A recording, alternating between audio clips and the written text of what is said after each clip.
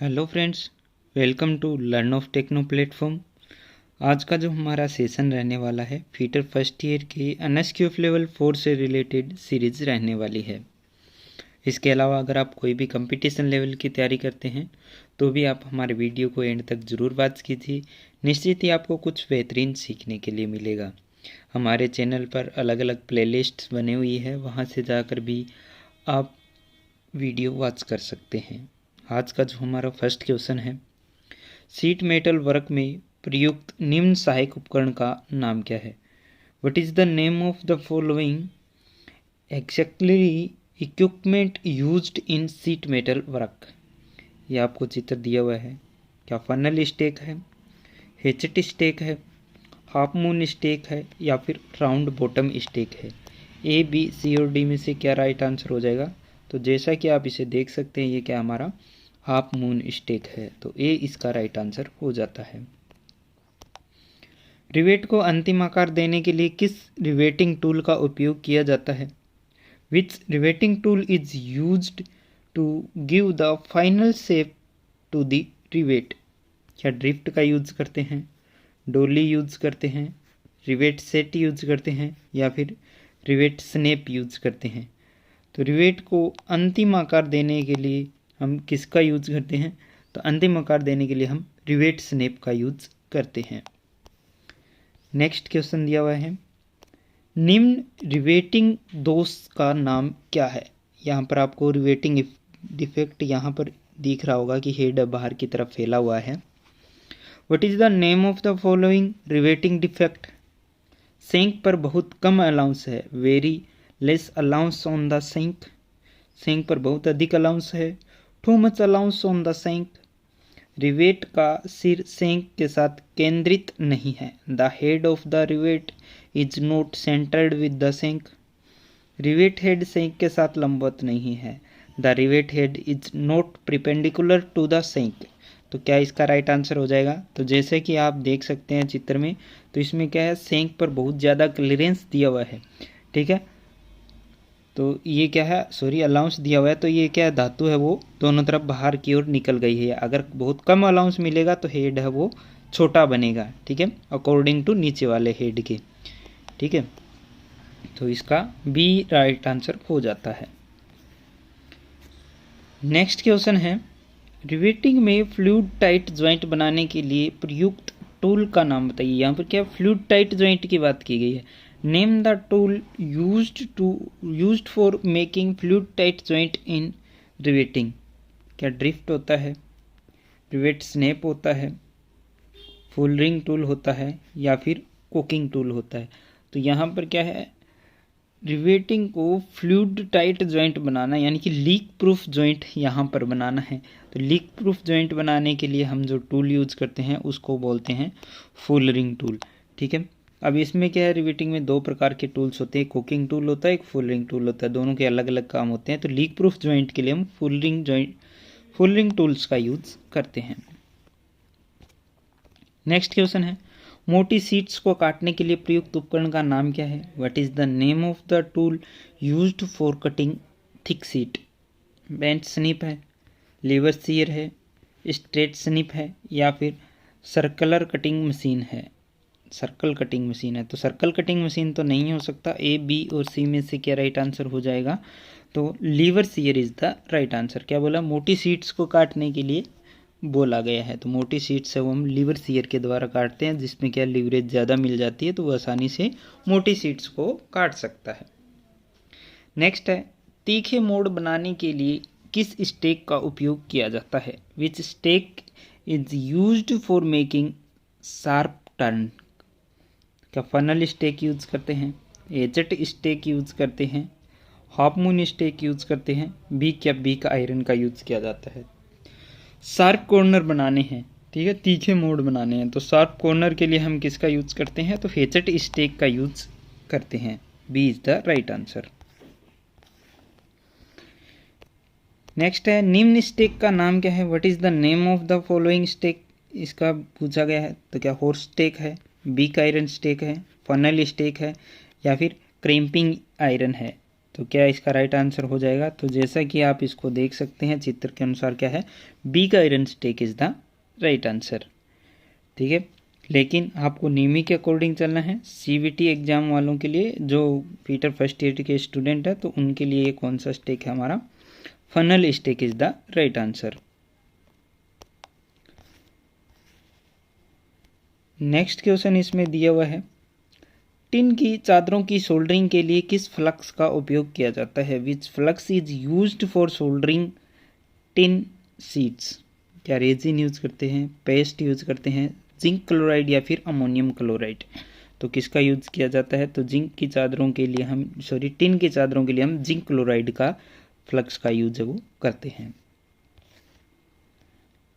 Next question दिया हुआ है, रफिंग या पेनलिंग के लिए सीट धातु के जोड़ में किस सीम का उपयोग किया जाता है? Which seam is used to join sheet metal for roofing and पेनलिंग?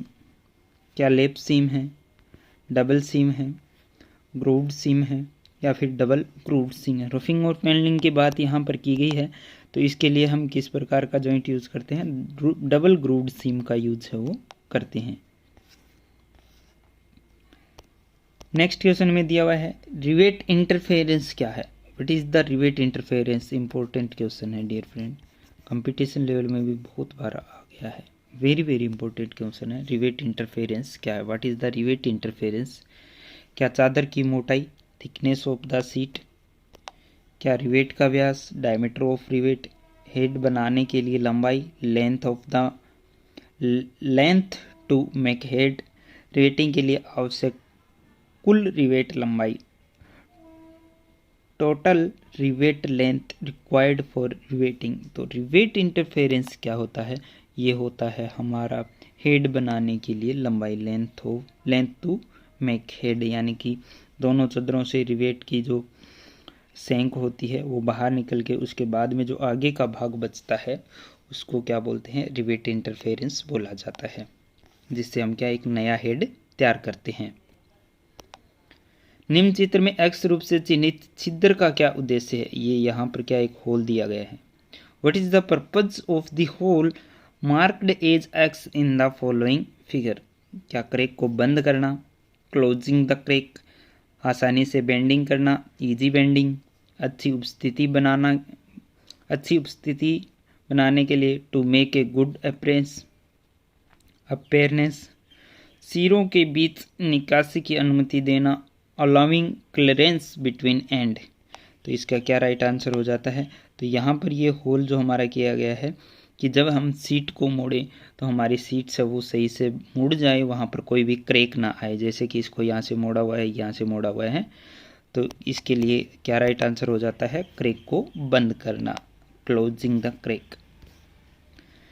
Next question में दिया हुआ है, निम्न दोषपूर्ण रिवेटिंग का क्या कारण है? What case the following fault riveting? ये यहाँ पर आप देख सकते हैं कि रिवेट की सेंका बीच में से पिचक गई है। तो क्या है? प्लेटों के बीच में पर बिटवीन द प्लेट्स, बहुत कम अलाउंस, वेरी लिटिल अलाउंस, प्लेटों का अनुचित जुड़ाव, इम्प्रॉपर ज्वाइंटिंग ऑफ प्लेट, बहुत ज़्यादा अलाउंस, टू मच अलाउंस। तो क्या इसका राइट आंसर हो जाएगा? तो ये क्या होता है कि प्लेटों का अनुचित जुड़ाव यहाँ पर किया हुआ है। ठीक है, तो इस वजह से क्या है कि improper joint of the plate is the right answer, जैसे कि आपको देखने के लिए मिल रहा है। नेक्स्ट क्वेश्चन में क्या दिया हुआ है, साइड किनारे से पहले रिवेट की दूरी कैसे निर्धारित की जाती है? इंपॉर्टेंट क्वेश्चन है। How is the distance of the first rivet from the side edge determined? 3 into rivet का व्यास, 3 into diameter of rivet, 2 into diameter of rivet, 2.5 into diameter of rivet, 3.5 into diameter of rivet. क्या right answer इसका हो जाएगा? सबसे पहली हम जो रिवेट लगाते हैं उसकी दूरी कितनी रखी जाती है? जैसे कि मान लो ये हमारी प्लेट है, तो यहाँ से कितनी दूरी पर हमारा रिवेट है वो लगना चाहिए? तो 2 into diameter of rivet is the right answer. Next question में दिया हुआ है, निम्न हाथ कतरनी मशीन, हैंड सीरिंग मशीन में अक्ष रूप से चिन्हित भाग क्या है? एक्स रूप यहाँ पर चिन्हित किया गया है। What is the part marked as X in the following hand shearing machine?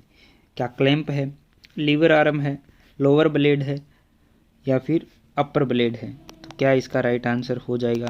तो कहाँ पर इसका चिन्हित किया गया है? तो ये हमारा क्या है? Upper blade is the right answer. Clamp के जस्ट पीछे दिया हुआ है। ठीक है,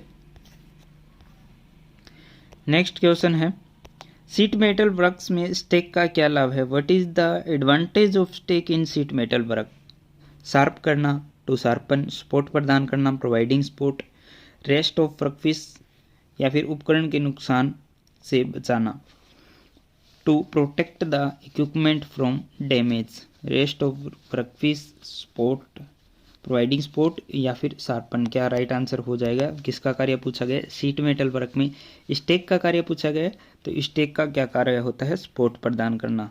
ठीक है, जो हमारा जॉब्स वगैरह पार्ट्स वगैरह होता है उसको सपोर्ट देने के काम में आते हैं। नेक्स्ट क्वेश्चन है, निम्न रिवेटिंग में एक्स रूप से चिन्हित उपकरण क्या है? ठीक है, यहाँ पर ये दिया हुआ है, पीछे हमारा इसी से रिलेटेड एक क्वेश्चन आया था। ठीक है, तो वो हमारा फुलरिंग टूल था। यहाँ पर दूसरा ऑपरेशन है, what is the riveting tools marked as X in the following? क्या डोली है, रिवेट सेट है, फुलरिंग टूल है या फिर कोकिंग टूल है? तो इसका क्या राइट आंसर हमारा हो जाएगा? फुलरिंग टूल तो है नहीं, मैंने आपको पहले ही बता दिया है। तो ये क्या हमारा कुकिंग टूल है। D is the right answer. D इसका राइट आंसर है, वो हो जाता है। तो कुकिंग टूल और फुलरिंग टूल दोनों के बारे में आपको पता चल गया होगा। नेक्स्ट क्वेश्चन है, इस रिवेटिंग में क्या दोष है? What is the defect in this rivet? तो सेम इसमें डिफेक्ट दिया हुआ है। तो क्या राइट आंसर हो जाएगा? इसका जो राइट आंसर हो जाता है वो इसमें बहुत अधिक अलाउंस दिया हुआ है। तो बहुत कम अलाउंस, वेरी लिटिल अलाउंस, प्लेटों के बीच में बर बिटवीन द प्लेट में छिद्र लाइन में नहीं है, the hole in the plate are not in line, rivet body के लंबवत नहीं है, rivet body is not perpendicular. तो इसमें वो दिया नहीं है क्या कि हाईली अलाउंस नहीं दिया हुआ है, बहुत कम अलाउंस दिया हुआ है। तो निम्मी के अकॉर्डिंग निम्मी ने यही आंसर इसका सही मान लिया है। जिसमें बहुत अधिक अलाउंस दिया हो तो उसमें आपको बहुत अधिक अलाउंस वाला ही आंसर सही करके आना है, अदरवाइज बहुत कम अलाउंस वाला आंसर आपको सही करके आना है। कंपटीशन लेवल में आपको इसका पॉइंट है वो मिल जाता है अगर इस टाइप से कोई भी क्वेश्चन है वो आता है तो। नेक्स्ट क्वेश्चन दिया हुआ है, रिवाइज्ड एज प्लेट को दबाकर द्रव टाइट जोड़ बनाने के लिए किस उपकरण का उपयोग किया जाता है? वही क्वेश्चन दोबारा आया है, बस इसमें क्या है, क्वेश्चन की जो लैंग्वेज है वो चेंज की गई है। Which equipment is use to form fluid tight joint by pressing riveted edge plate? क्या डोली है, क्या ड्रिफ्ट है, कुकिंग टूल है या फिर फुलरिंग टूल है? तो यहाँ पर क्या राइट आंसर इसका हो जाता है? तो fullering tool is the right answer. तो डी इसका राइट आंसर है वो हो जाता है। ठीक है, कुकिंग टूल और फुलरिंग टूल का ये तीसरा क्वेश्चन आया है। ठीक है, यानी कि ये भी हमारे क्या है इम्पोर्टेंट बन जाते हैं। कुकिंग टूल कौन सा होता है? जो रिवेट के किनारे दबाने के काम में आता है। ठीक है, या फिर प्लेट के किनारों को दबाने के काम में आता है। लेकिन fluid tight joint, leak proof joint बनाने के लिए फुलरिंग टूल का यूज है वो करते हैं। फुलरिंग टूल होता है वो कुकिंग टूल के अकॉर्डिंग चौड़ाई में बना होता है।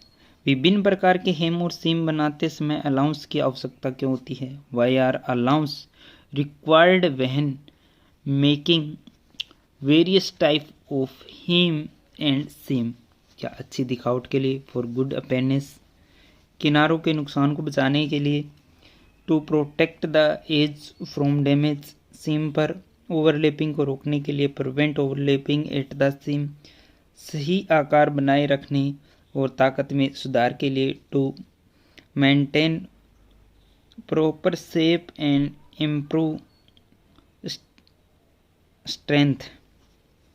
तो इसका क्या राइट आंसर हो जाएगा? विभिन्न प्रकार के हेम और सीम बनाते समय अलाउंस की क्यों आवश्यकता रहती है? तो अलाउंस की क्यों आवश्यकता रहती है?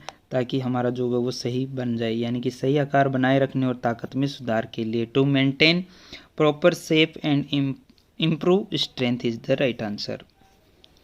आज की वीडियो का लास्ट क्वेश्चन है, जोड़ और शोल्डर के लिए कौन सी धातु की सीट सबसे आसान है? Which metal sheet is easiest to joint and solder, tin plate, lead, zinc iron या फिर स्टेनलेस स्टील या stainless seat.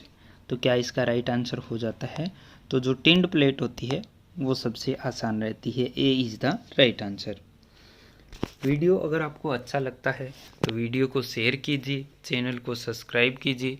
Wish you all the best.